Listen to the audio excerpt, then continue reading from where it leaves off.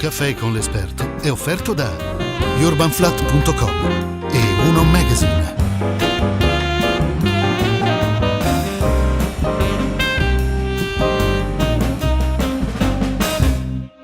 Buongiorno, eccoci ancora una volta ad un appuntamento con un caffè con l'esperto, e oggi abbiamo un esperto che ci parla del cosiddetto oro verde. Mi piace definirlo così perché è un termine estremamente appropriato. Grazie a Paolo Barbiero per aver accettato questo invito. Paolo Barbiero, produttore d'olio d'oliva dei nostri Colli Euganei, quindi una DOP, se non vado errato, e titolare del frantoio di Val Nogaredo. E lei si è occupato, faceva tutto un altro mestiere, no? Fino a 20 anni fa, anche qualcosa di più. Lavorava in una multinazionale, poi a un certo punto ha sentito il richiamo dell'azienda di famiglia, che era questo antico frantoio, e se ne è occupato, adesso lei e sua moglie. Ma che cosa è scattato nella sua mente per tornare un po' così a queste tradizioni familiari? Mio padre ha fatto sempre questo lavoro. Subito dal dopoguerra ha lavorato nel frantoio, che non era ancora di nostra proprietà, ma era di proprietà dei Conti Rota, che nella vicina villa Contarini, e nel 1960 ha acquisito questa attività e l'ha portata nella sede attuale, che tra l'altro è una dépendance della villa.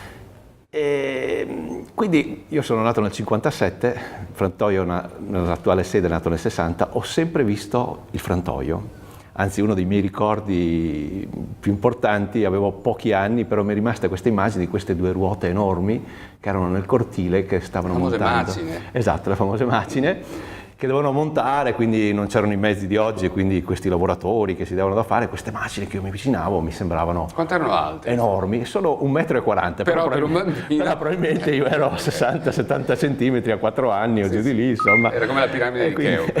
E quindi mi è rimasta sempre questa immagine enorme. Quando purtroppo nel 1993 è mancato mio padre, io appunto lavoravo in una multinazionale, mia moglie lavorava in ospedale come caposala, è mancato a settembre, quindi abbiamo dovuto decidere, non dico quasi dalla sera alla mattina, ma quasi, se tenere aperto il frantoio o chiudere tutto e occuparci delle nostre cose. E chiaramente ti passa davanti un po' tutta la vita, l'immagine di queste macine che ho sempre visto quando erano lì, che mi sembravano così grandi e che l'ho sempre viste girare, e quindi pensare di non vederle più girare, di veder smantellato tutto, veramente mi toccava il cuore. Quindi mia moglie mi ha seguito, ha deciso di aiutarmi, piaceva anche a lei, che tra l'altro caso vuole che il primo aiutante di mio padre, quando lavorava appunto per il Conte, fosse il nonno di mia moglie, quindi nella vita quindi vede tutto com'è, ritorna, tutto torna, infatti.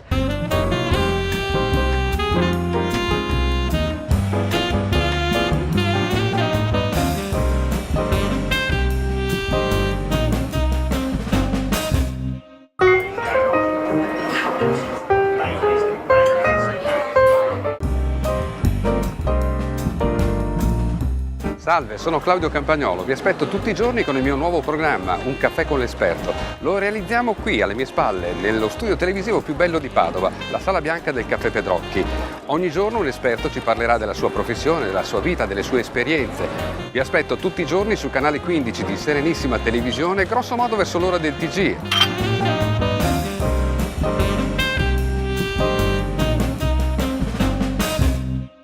Tutte le interviste di Un caffè con l'esperto dove vuoi e quando vuoi. Seguici su Facebook, Twitter e YouTube.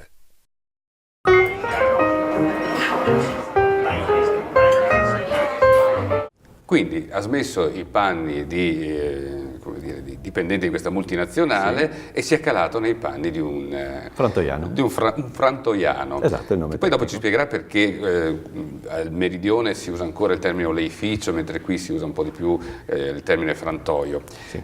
Anzi, ce lo spieghi subito. Negli ultimi anni, negli ultimi decenni si è passato a questo nome frantoio, perché il frantoio dà più un'immagine più tradizionale, più artigianale, e deriva proprio perché il frantoio frange, le olive vengono frante, quindi la macchina, quella macine di cui parlavamo prima, prima si chiama frantoio, quindi tutto deriva da lì e quindi di conseguenza... Quando lei appunto ha smesso i panni del famoso dipendente della multinazionale, si è indossato quelli del produttore d'olio d'oliva, qual è stata la cosa più difficile che le è capitata da risolvere e la cosa che invece è scivolata via proprio sull'olio? Sì, è il caso di dirlo. Ma guardi, allora partirei da quello che mi ha dato più soddisfazione. La soddisfazione è stata il rapporto con le persone, con questi agricoltori che coltivano, perché noi poi abbiamo anche degli olivi di proprietà, ma soprattutto lavoriamo olive di 400-450 aziende agricole, di produttori tutte di olive. nella zona dei Colli Ugani e anche dei Colli Iberici, anche un po' dei Colli Iberici. Perché la DOP è la stessa? La DOP è la stessa, Veneto con sottozona Euganei Iberici, perché le zone sono molto vicine. E anche simili, e la tipologia sia per climatica, sia di terreno, sia di produzione, di cultivar, sono molto simili. E quindi questo rapporto con queste persone, dove in un mondo molto difficile, perché il mondo agricolo è un mondo molto difficile, ma che può dare delle grandi soddisfazioni, si deve lavorare un anno per cercare di portare a termine una produzione che potrà essere buona, meno buona, eccellente, e quindi di avere delle grandi soddisfazioni.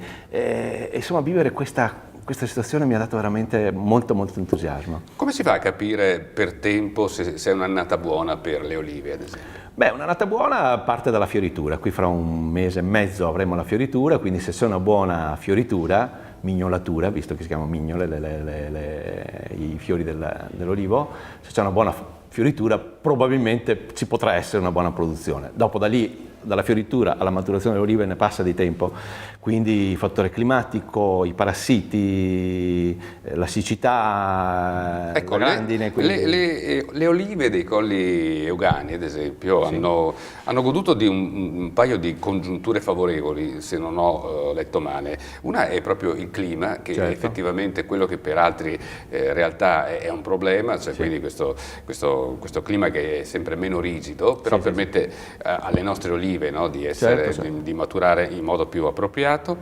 E la seconda è il fatto che non sono state vittime di determinati attacchi per quanto riguarda determinati insetti, sì, o parassiti, certo, che invece sono avvenuti in meridione. Sì, e questo ha fatto sì che insomma, i nostri produttori del nord quasi quasi hanno superato o comunque hanno dato filo da torcere ai, certo, loro colleghi, sì, del meridione. Sì, è così? Sì, sì. Allora, noi come nel Veneto siamo al limite dell'areale di coltivazione dell'olivo. Consideriamo che oggi forse con il riscaldamento globale si può arrivare un po' oltre, arrivare fino a Trento, un po' più su, ma normalmente il limite massimo era il lago di Garda. Oggi dove si coltiva l'olivo per produrre delle quantità, insomma, che siano rilevabili, è il lago di Garda, il limite nord del lago di Garda.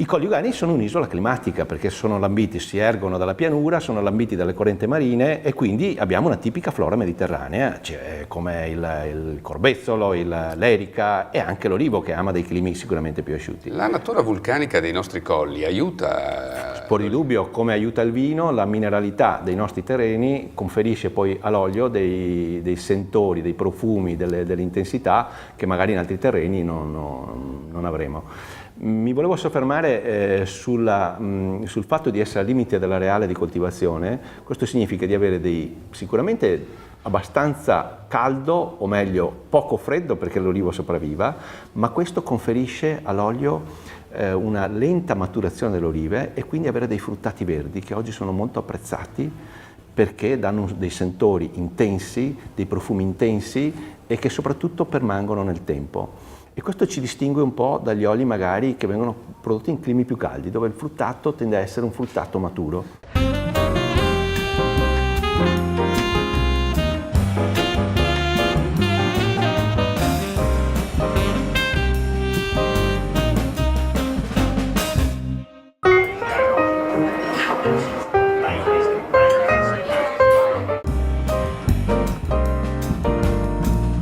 Salve, sono Claudio Campagnolo, vi aspetto tutti i giorni con il mio nuovo programma, Un caffè con l'esperto. Lo realizziamo qui, alle mie spalle, nello studio televisivo più bello di Padova, la Sala Bianca del Caffè Pedrocchi.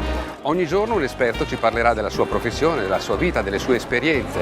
Vi aspetto tutti i giorni sul canale 15 di Serenissima Televisione, grosso modo verso l'ora del TG.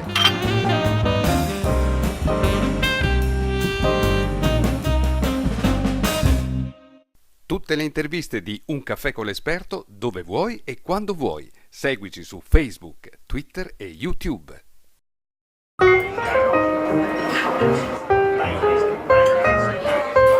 Ma a parte l'aspetto organolettico che è fondamentale perché quando insomma, il nostro palato vuole recitare la sua parte, ma c'è un altro aspetto che pone sul piedistallo l'olio d'oliva dei nostri colli, ce lo vuole ricordare? In climi freddi, dove c'è una forte escursione termica fra giorno e notte, questo conferisce all'olio una caratteristica particolare di essere ricco di acido grasso oleico.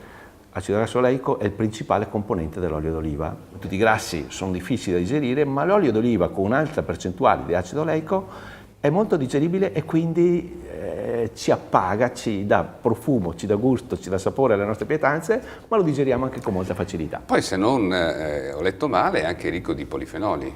Certo, ricchissimo di polifenoli. Sempre per lo stesso motivo, quando coltiviamo è più difficile coltivare e produrre in aree dove le gelate sono sempre dietro la porta, dove l'olivo produce meno, le rese sono più basse. Però questo dà un vantaggio di avere appunto una componente di acido grasso oleico più elevata e polifenoli che normalmente superano i 400. Do questo numero senza particolari tecnici, ma alti polifenoli vuol dire ottima conservabilità dell'olio, ma soprattutto sono degli antiossidanti naturali che fanno molto bene al nostro corpo, all'uomo. Perché? Perché ci preservano dall'ossidazione dei radicali liberi, di tutta una serie di malattie, di problematiche con un prodotto che è completamente naturale, che quindi non ha controindicazioni di nessun tipo. Quasi una sorta di farmaco piacevole, certo, insomma, da assumere. Sicuramente. Quanto deve costare un olio d'oliva perché sia è la domanda che si fanno spesso. Anzi, un olio d'oliva extravergine. Certo, parliamo di extravergine, io direi parliamo esclusivamente di extravergine. Nella classificazione ci sono gli oli extravergini, ci sono gli oli di oliva. Gli oli extravergini o vergini sono oli ottenuti esclusivamente mediante procedimenti meccanici, come è obbligatorio scrivere nell'etichetta, cioè non c'è nessun trattamento ulteriore. Gli oli d'oliva sono già oli che hanno subito dei trattamenti chimici, diciamo di deodorazione, di vari trattamenti, di raffinazione, chiamiamoli. Quanto deve costare un olio? Un buon olio non può costare sicuramente meno di 10 euro al litro. È la domanda che fanno i miei clienti: ma perché trovo dell'olio che costa 3 euro, perché trovo un olio che costa 10 o che costa 15 o che può costare anche 20 o anche di più? Perché? Perché dipende da questi fattori. Se io produco un olio che magari non è italiano, uno dice, beh, ma anche in altre nazioni si produrrà del buon olio. Sì, però le varietà che noi coltiviamo in Italia sono più di 500, quindi in ogni regione coltiviamo solo sui Colli Euganei, che è il 0,5% della produzione, Colli Euganei, il Veneto è il 0,5% della produzione nazionale, abbiamo qualcosa come 40-50 cultivar. Se noi andiamo in altri stati, non faccio nomi, ma sappiamo quali sono, insomma, troviamo 3-4 cultivar, quindi c'è una varietà una proposta di sapori, di gusti, di oli diversi uno dall'altro che possono essere abbinati a cibi diversi. Questo però non semplifica la produzione, quindi aumenta i costi. Abbiamo dei costi maggiori per avere un prodotto però migliore, questo fuori di dubbio. Ecco, quindi ricordiamo per la prossima volta che mettete l'olio nella vostra auto, ricordatevi insomma anche nella vostra macchina umana di mettere dell'olio di qualità. Fuori di dubbio. Una battuta velocissima perché siamo fuori tempo massimo, signor Barbiero, che cosa le sarebbe piaciuto fare se non avesse affrontato questa azienda di famiglia?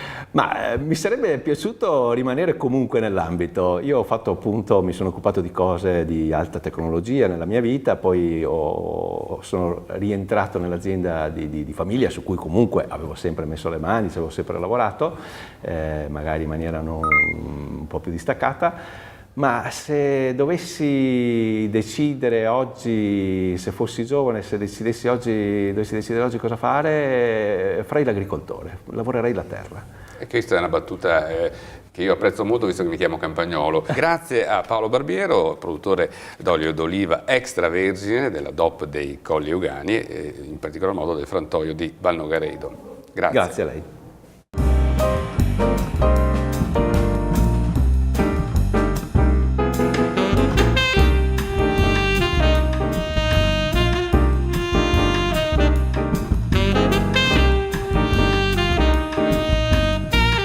Un caffè con l'esperto è stato offerto da urbanflat.com e Uno Magazine.